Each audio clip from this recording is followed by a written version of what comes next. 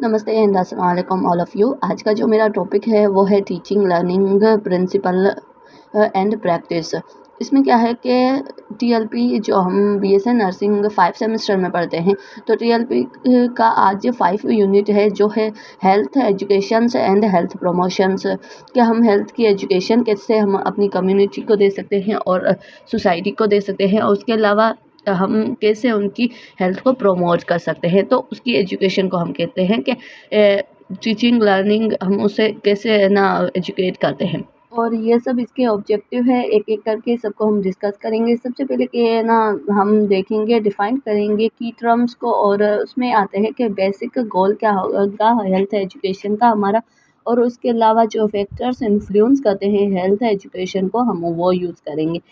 उसके अलावा जैसे कि belief models and promotions model जो प्रमोशन करेंगे हेल्थ की, और उसके अलावा उसकी कॉग्निटिव बिहेवियर या फिर थ्योरीज, और उसके अलावा जैसे कि स्टेप्स लेंगे कि है ना developing and health educations program को हम क्या करेंगे, उसके स्टेप्स लेंगे और कैसे हम अपने हिसाब से उनको टीचिंग दे सकते हैं, एजुकेशन दे सकते हैं हेल्थ के लिए। ठीक है, variations teachings creative appropriated teaching strategies, और उनको बताएंगे कि कौन कौन सी स्ट्रेटजीज है जो आप उनको हम टीचिंग देंगे। ठीक है, प्लान करेंगे patients and family education sections, मतलब जो भी कोई भी पेशेंट्स है उसको या उसकी फैमिली, जितना भी जो सेक्शन है उनको हम देखेंगे और हम उनको कहेंगे कि आपको ऐसे, मतलब उनको एजुकेट करेंगे। ये सब है इसके ऑब्जेक्टिव।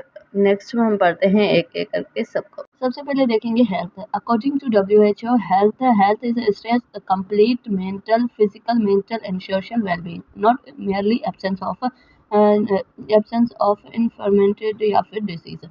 कह रहा है कि हेल्थ उसको कहते हैं जो मेंटली भी सही हो, फिजिकली भी सही हो, स्पिरिचुअली भी सही हो। ठीक है, उसको हम not merely of absence of disease. अगर कोई इंसान मेंटली डिस्टर्ब है या तो उसको हम कह नहीं सकते कि he is healthy, because they are no healthy. And illness, उसके अलावा इलनेस क्या है कि deviations for the normal level of functioning, कि कुछ चेंजेस आ जाए नॉर्मल हमारी जो फंक्शनिंग है उसमें, तो उसको हम कहेंगे इलनेस। उसके बाद है हेल्थ एजुकेशन, के कैसे हम किसी पेशेंट को हेल्थ की एजुकेशन दे सकते हैं।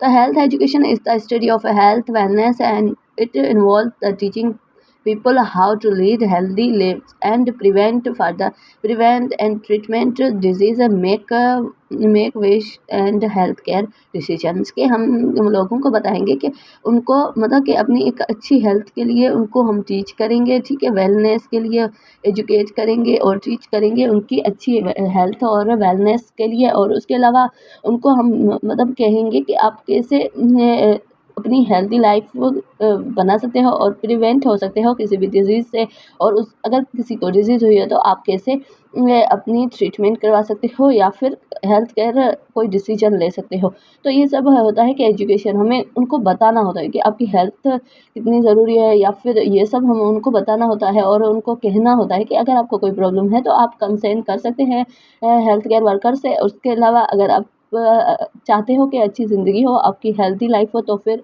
आपको एजुकेट करते हैं उसको लेके। इसके अलावा बात करते हैं जैसे कि AIIMS and objectives of the health education, के अगर हमारा एम क्या है, मकसद क्या है हेल्थ की एजुकेशन करना। WHO के अकॉर्डिंग 1969 में अल्मा आटा डिक्लेरेशन की थी इन 1978 में। ठीक है, to encourage people to adopt and in health promotion lifestyle and practice, के प्रमोटिंग करेंगे उनकी लाइफ स्टाइल, इंकरेज करेंगे लोगों को, पीपल्स को, ताकि वो अपनी हेल्थ का अच्छे से एक ख्याल रख सके। ठीक है, इंकरेज करेंगे और प्रमोट करेंगे उनका लाइफ स्टाइल, उसके अलावा प्रैक्टिस। ठीक है, उसके अलावा जैसे कि प्रोमोट करेंगे to promote the proper use for health service, के available in skills and change attitudes, it's making rotational decisions, solve their own problems, के हम कुछ ऐसी हेल्थ की जो नॉलेज होती है या फिर उनकी प्रॉपर एक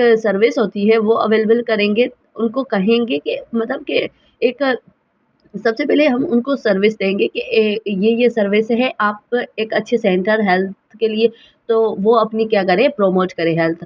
उसके अलावा अगर उनकी हेल्थ अगर कोई प्रॉब्लम है या फिर, तो वो क्या करे, rising interest, providing new knowledge, improve skill changes attitude and making a rotational decisions, solve your own problems के रोटेशनल जो डिसीजन होते हैं वो हम उनको इतनी एजुकेटेड करेंगे कि उनके पास एक एटीट्यूड हो कि वो अपने जो रोटेशनल जैसे कि कुछ हल्की फुल्की जो एक कह सकते हैं डिजीज, वो उसका अपना एक अच्छे तरीके से ट्रीट कर सके, मतलब on problems, solve on problems. उसके अलावा स्टिमुलेटेड इंडिविजुअल्स एंड कम्युनिटी, और स्टिमुलेट करेंगे इंडिविजुअल या फिर कम्युनिटी को, ताकि वो क्या करे, community self relevance and participations to achieve health development through the individual community involvement at every steps, identifications of the problems to solve them, कि हम आइडेंटिफाई करेंगे और उनकी प्रॉब्लम जो होंगी उसको भी सॉल्व करेंगे। ये सब काम होता है एक WHO के अकॉर्डिंग,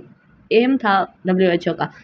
उसके बाद है हेल्थ प्रमोशन। क्या है कि health promotion is a process for enabling for the peoples to the increase control our you are improve their health के। कुछ ऐसे जो पीपल्स होते हैं जिनके कंट्रोल में होते हैं अपनी ओवरऑल हेल्थ, वो इम्प्रूव कर सकते हैं अपनी हेल्थ, मीन्स के कुछ चीज़ें लाइफ स्टाइल ये सब चेंज करके हम अपनी हेल्थ को और ज़्यादा बेहतरीन बना सकते हैं, प्रमोट कर सकते हैं। इसके अलावा स्टेप्स देखेंगे हेल्थ प्रमोशन के। सबसे पहले हेल्थ की ट्रेनिंग देंगे, ठीक है। उसके अलावा healthy schools, health community development, या फिर stop smoking and healthy eating and physical activities. ये क्या है, ये हमारा एक पूरा फिजिकल एक्टिविटी से लेके हमारे ईटिंग जो फूड होता है वो हेल्दी। उसके अलावा अवॉइड स्मोकिंग, या फिर कम्युनिटी एंड डेवलपमेंट। उसके अलावा हेल्दी स्कूल्स, हेल्दी ट्रेनिंग से, ये सब क्या है कि हमारा एक प्रमोट करने का हेल्थ को हम बेस्ट तरीका होता है कि हम एक अच्छा लाइफस्टाइल ओवरऑल हमारे सोशल या फिर फिजिकली मेंटली हम प्रमोट करें अपनी हेल्थ को। तो उसके अलावा हम देखते हैं कि कौन से ऐसे फैक्टर्स हैं जो इन्फ्लुएंस करते हैं हेल्थ एजुकेशन को। Factors such as where they live, the status of the environment, genetically, incomes and education level, relationships, friend, families and considerable the impact for health के। हमारी फ्रेंड है, फैमिली है, या फिर हमारी इनकम है, वो सब क्या करती है, या इन्वायरमेंट है, वो फैक्टर्स इफेक्ट करते हैं हमारी हेल्थ पे। अगर हम अच्छी इन्वायरमेंट में रह रहे हैं जहाँ पे हेल्दी इन्वायरमेंट है, तो वो क्या करेगी, प्रमोट करेगी हमारी हेल्थ को। अगर अच्छी फैमिली है, एक बैलेंस हमारा फ्रेंडशिप है, और हमें अवेयरनेस है अपने रिलेशनशिप या फिर फ्रेंडशिप की, तो वो क्या करेगी, वो इम्पेक्ट करेगी हमारी हेल्थ को। अगर जितने हम देखते हैं ना कभी कभी कि फैमिली के इश्यूज़ की वजह से मेंटल हेल्थ प्रॉब्लम हो सकती है, बहुत सारी ऐसी प्रॉब्लम्स हो सकती है, where they are more common consider factors such as accesses and use of healthy health care services have a less of impact के। कुछ ऐसे सर्विसेज है जो क्या कहते हैं कि वो हमारी हेल्थ को प्रमोट करते हैं, सर्विस देते हैं, ठीक है, एक्सेसिव है। और यही के ओवरऑल यही फैक्टर है कि हमारी फैमिली भी इन्वॉल्वमेंट होती है, एनवायरनमेंट की इन्वॉल्वमेंट होती है, हमारी जेनेटिकल है, उसकी हमारी इनकम क्या है। अगर हम खुद बहुत ही अगर पॉवर्टी में जी रहे हैं, तो वो हमारी हेल्थ पे इफेक्ट करती है। ये सब चीज़ें क्या है कि ओवरऑल हेल्थ पे इफेक्ट करती है। फैक्टर इफेक्टिंग हेल्थ जैसे कि इकोनॉमिक, ठीक है, इनकम्स एंड सोशल स्टेटस, वो इफेक्ट करता है हमारी हेल्थ पे, ठीक है। उसके अलावा हम बात कर सकते हैं सोशल सपोर्ट एंड नेटवर्किंग। अगर हमारा सोशल सपोर्ट कितना है हमारी फैमिली का या फिर हमारे सोसाइटी के लोगों का, और उसके अलावा हमारा नेटवर्क कितनी है, लोगों से बातचीत कितनी है, ठीक है। एजुकेशन एंड लिटरेसी और एम्प्लॉयमेंट, वर्किंग कंडीशंस, या फिर हम कह सकते हैं social environment, physical environment and personal health practice, coping skills and healthy children development, and biologically genetical factors and health service and gender culture, ये सब क्या करता है, इफेक्ट करता है हमारी ओवरऑल हेल्थ पे। ये फैक्टर्स है जो इफेक्ट करते हैं। और उसके अलावा बात करते हैं health and believe models. Health and believe model में बात करेंगे 1950 में जो डेवलप हुआ था सोशल साइकोलॉजिस्ट, जिन्होंने अपना एक बिलीव सिस्टम दिया था कि relations between person believe and health behaviour has help to the nursing understanding patients response and symptoms and degree for complications and medical treatment के। अगर हमारा पर्सन के साथ अच्छा रिलेशंस होगा या हमारा बिलीव अच्छा अबाउट हेल्थ को और उसके हिसाब से हमारा बिहेवियर अगर अच्छा होगा तो हम अंडरस्टैंड कर पाएंगे किसी भी पेशेंट की सिम्टम्स ऑफ डिजीज़ को और उसकी जो कॉम्प्लिकेशंस है उनको भी कम कर पाएंगे। तो ये सब था कि है ना हम किस तरीके से उसकी हेल्थ को मतलब बिलीव मॉडल पे हम कैसे रख सकते हैं। तो इसके अलावा बात करते हैं कॉन्सेप्ट एंड डेफिनेशंस। ठीक है, डेफिनेशन को कॉन्सेप्ट एंड डेफिनेशंस एक सिंपल ये कि ट्रीटमेंट एंड आउटकम एक्सपीरियंस के अगर हम किसी भी पेशेंट्स को प्रिवेंटिव ट्रीटमेंट कर रहे हैं तो उसका हमें आउटकम क्या मिल रहा है। ठीक है,